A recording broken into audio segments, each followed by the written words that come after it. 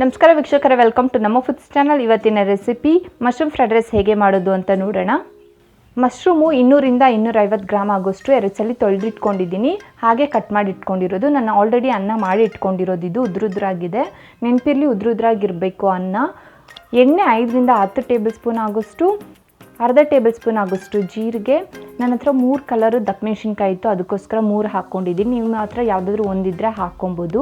ಈರುಳ್ಳಿ ಒಂದು medium size ಉದ್ದುದಕ್ಕೆ cut ಮಾಡಿ ಇಟ್ಕೊಂಡಿರೋದು.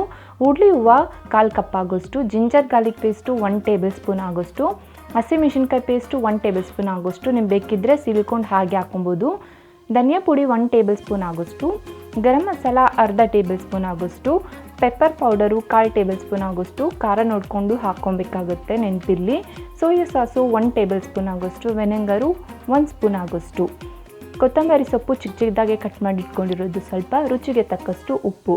ಈಗ ನಾನೊಂದು ಪಾತ್ರೆಗೆ ನಾನು ಮಶ್ರೂಮ್ನ ಹಾಕ್ಕೊತಾ ಇದ್ದೀನಿ ಹಾಗೆ ಡೈರೆಕ್ಟಾಗೆ. ನೆನಪಿರಲಿ, ಯಾವುದೇ ಎಣ್ಣೆ ಅಥವಾ ನೀರನ್ನ ಹಾಕ್ಕೊಳಕ್ಕೆ ಹೋಗಬಾರ್ದು, ಯಾಕಂದರೆ ಅಣಬೆದಲ್ಲೇ ನೀರಿನ ಅಂಶ ಇರೋ ಕಾರಣ ನಾನು ಹಾಗೆ ಫ್ರೈ ಮಾಡ್ಕೊತಾ ಇದ್ದೀನಿ. ನೀವು ನೋಡ್ತಾ ಇರ್ಬೋದು ವಿಡಿಯೋದಲ್ಲಿ. ನನಗೆ 10 ನಿಮಿಷ ಕಾಲ ನಾನು ಹಾಗೆ ಫ್ರೈ ಮಾಡಿಕೊಂಡೆ ಉಪ್ಪು ಹಾಕ್ಕೊಂಡು. ಸೊ ವಿಡಿಯೋದಲ್ಲಿ ನಾನು ನಿಮಗೆ ನೋಡ್ಕೊಡಿ. ಈ ಥರ ಫ್ರೈ ಮಾಡ್ತಾನೆ ಇರಬೇಕು ಕಂಟಿನ್ಯೂಸ್ ಆಗಿ. ಅದ್ರಾಗದೇ ನೀರು ಬಿಟ್ಕೊಳುತ್ತೆ ಲಾಸ್ಟಲ್ಲಿ. ನೀವು ನೋಡ್ತಾ ಇರ್ಬೋದು, ನಾವು ಒಂಚೂರು ನೀರೇ ಹಾಕಿಲ್ಲ.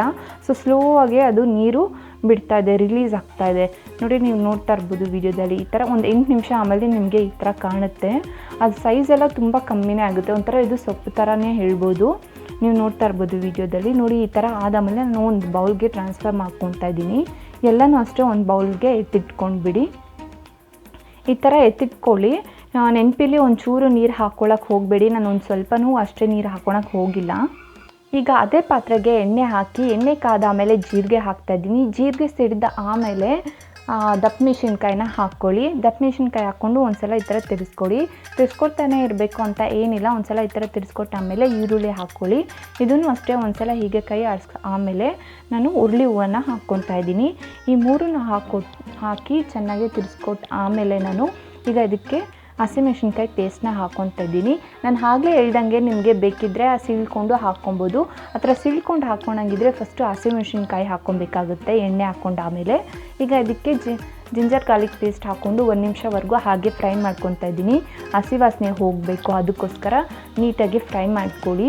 ಅದ್ರ ಮುಂಚೆನೇ ಯಾವ ಇಂಗ್ರೀಡಿಯೆಂಟ್ಸು ಹಾಕೋಕ್ಕೆ ಹೋಗಬೇಡಿ. 1 ನಿಮಿಷ ಆಮೇಲೆ ಧನಿಯಾ ಪೌಡರು, ಗರಂ ಮಸಾಲ, ರುಚಿಗೆ ತಕ್ಕಷ್ಟು ಉಪ್ಪು ಹಾಕ್ಕೊಂಡು ಒಂದ್ಸಲ ಈ ಥರ ಕಲಿಸ್ಕೊಂಡು ಆಮೇಲೆ ನಾನು ಮಶ್ರೂಮ್ನ ಹಾಕ್ಕೊತಾ ಇದ್ದೀನಿ. ಒಂದು ಸಲ ಈ ಥರ ಕಲಿಸ್ಕೊಟ್ಬಿಡಿ, ಯಾಕಂದರೆ ಮಸಾಲ ಎಲ್ಲ ಈರುಳ್ಳಿಗೆ ಕ್ಯಾಪ್ಸಿಕಮ್ಗೆ ಎಲ್ಲ ಹಿಡಿಬೇಕಲ್ಲ, ಅದಕ್ಕೋಸ್ಕರ. ಈಗ ಮಶ್ರೂಮ್ ಹಾಕ್ಕೊಂಡು ಇದಕ್ಕೆ ನಾನು ಪೆಪ್ಪರ್ ಪೌಡರ್ ಹಾಕ್ಕೊತಾ ಇದ್ದೀನಿ. ಮಶ್ರೂಮ್ಗೆ ಸ್ವಲ್ಪ ಪೆಪ್ಪರ್ ಪೌಡರ್ ಹಾಕಿದ್ರೆ ತಿನ್ನಬೇಕಾದ್ರೆ ರುಚಿ ಕೊಡುತ್ತೆ, ಅದಕ್ಕೋಸ್ಕರ. ಈಗ ನಾನು ಇದನ್ನೆಲ್ಲ ಹಾಕ್ಕೊಂಡು ಕಲಿಸ್ಕೊಂಡು ಆಮೇಲೆ ಬೇಯಿಸಿಟ್ಕೊಂಡಿರೋ ಅನ್ನನ ಹಾಕ್ಕೊತಾ ಇದ್ದೀನಿ. ಈ ಥರ ಬೇಯಿಸಿಟ್ಕೊಂಡಿರೋ ಅನ್ನ ಹಾಕ್ಕೊಳ್ಳಿ. ನೆನಪಿರಲಿ, ಉದ್ರುದ್ರಾಗಿರೋದು ಹಾಕ್ಕೊಡಿ. ಫ್ರೈಡ್ ರೈಸ್ಗೆ ಉದ್ರುದ್ರಾಗಿರ್ಬೇಕು, ಆವಾಗೇ ಚೆನ್ನಾಗಿರೋದು. ಈಗ ಇದಕ್ಕೆ ಸೋಯಾ ಸಾಸು, ವಿನೆಗರ್ ಹಾಕ್ತಾಯಿದ್ದೀನಿ. ಇದೆರಡು ಹಾಕಾಮೇಲೆ ಲಾಸ್ಟಲ್ಲಿ ಕೊತ್ತಂಬರಿ ಸೊಪ್ಪು ಹಾಕಿ ಇದನ್ನು ಚೆನ್ನಾಗಿ ತಿರ್ಸ್ಕೊಡ್ತಾ ಇದ್ದೀನಿ.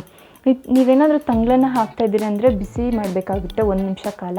ಬಿಸಿ ಅನ್ನನೇ ಹಾಕ್ತಾಯಿದ್ದೀರಿ ಅಂದರೆ ನೀಟಾಗಿ ಈ ಥರ ತಿರ್ಸ್ಕೊಟ್ಟಿದ ತಕ್ಷಣ ನೀವು ಪ್ಲೇಟ್ಗೆ ಸರ್ವ್ ಮಾಡ್ಕೊಬೋದು, ತೊಂದರೆ ಏನಿಲ್ಲ. ನಾನು ತಂಗ್ಳನ್ನ ಹಾಕಿರೋದ್ರಿಂದ ಅದಕ್ಕೆ ನಾನು 1 ನಿಮಿಷ ಹಾಗೆ ನಾನು ಬಿಸಿ ಮಾಡ್ತಾಯಿದ್ದೀನಿ.